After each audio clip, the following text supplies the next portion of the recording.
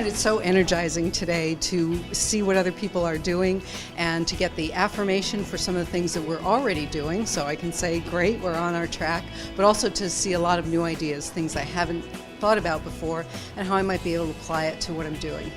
I think the broad mix of the different types of companies so that you're not just hearing the same thing back about your own particular sector industry. The variety is great and it just really makes me think. So that's why I like the Conference Board conferences. The Conference Board is a world-class operation. It's a brand that we're proud to associate our own organization with, and we know that, one, we're going to be providing a great service to all of the people who attend Conference Board events. So we, just by being associated with the Conference Board brand, it says something good about us that we're a part of this education. And also, it's an opportunity just from a staff perspective and for our own talent who are working on this and putting it together, that's really rewarding for them to go to the event because they get to hear the insights and learnings and both the good and the bad because a lot of the speakers are so transparent. So it's a lot of it's a great rewarding experience for our staff to work on it, especially when they get to see the end result of the event and attend it and get real takeaways, as well as from a strategic standpoint for our company, it's something we're proud to associate our brand with. I've been a member of the Customer Experience Council for approximately 3 years now. The time that I have particularly spent to attend the council meetings has been very valuable. I've had the opportunity to actually speak with peers in other industries. I consider it a safe venue to share information that I can have with others as well as for them to share information with me. So it has been very valuable for me. One of the challenges that we face at Nationwide Insurance Company is social media. About a couple years ago, we had the opportunity to go to Dell headquarters and have them to share with council members what they're doing in social media. From that session, I went straight back to my company and brought a team of executives together, and we also went down to Dell. So this was a time for me to share information that I received from council members within my own company, as well to go back to that company, take executives, and learn so we can build our own digital strategy. It's been very helpful for us. I love the research that's available with the council. I have used the scratch and itch sessions. I've contacted my peers within other industries to find out exactly what's going on to get more detailed information. It's been very helpful, as opposed to me or myself or my team going into libraries to find this information. We've been able to have a one-stop shop going straight to the council to provide this information for us. I first started this whole thing, at least from my viewpoint, when 13 of us got together and formed the Quality Council. And at that time, what we were really doing, we were looking for peer networks so that we could learn from each other. And it turned out that after I retired, the Conference Board asked me if I'd be willing to help them, and I came on board and started doing conferences and councils. Initially, when we started the councils, the members really, what they were doing was they were looking for peer networks. That's really what they were after. And most of the effort was built around hot topics. That's about the way the agendas were set up.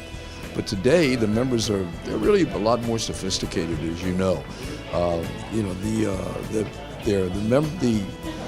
I'd say the agendas are theme-based, and then they're supported by hot topics, things like business analytics, whether they are, Six Sigma, innovation, things of that type.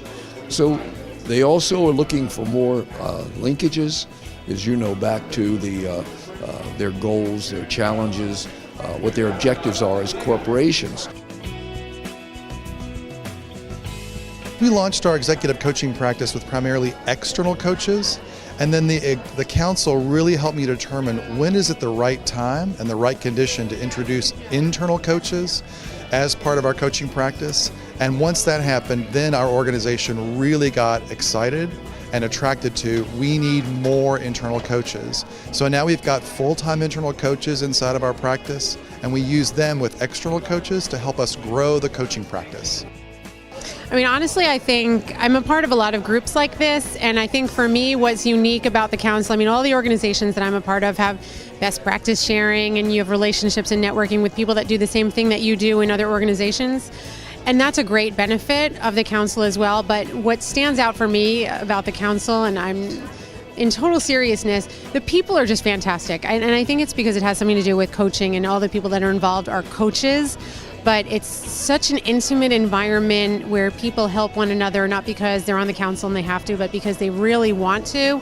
And the relationships are so authentic and so valuable that for me, I know if I change jobs within PepsiCo, one of the biggest disappointments for me would be if I had to lose that spot that I have with the council because of all the relationships that we have. Another good thing about the council is everyone is in a different stage with respect to their coaching practices. And so if you come in, as I have, where we're a little more junior in building up our practice, there's just a wealth of people you can call upon that will just bend over backwards to help you if you need help setting up. I need a global contract. Does anyone have an example of that? What's an example of how you certify internal coaches or how you vet external coaches? Anything you need, there's someone there that's already been there, already done that, and is more than willing to help you. And that's a huge benefit and saves me a ton of time. It was soon after I had responsibility for the coaching practice, I went to my first council meeting, and not as a member, but to see what it was about. And it was a small group of people, as I recall. It was probably about 12 individuals, all leaders of coaching practices in comparable companies in size, scope, and field. And what struck me at that time and made me become a member of the council right away after that meeting was that it was all practice leaders who were very, very experienced, very knowledgeable, but also still questioning and exploring. And in particular, not afraid to talk about things that didn't work, things they were struggling with, and trying to find a common set of resources or people, really, in terms of in a similar situation to kind of find common solutions to questions they couldn't answer. And so that was very, very refreshing.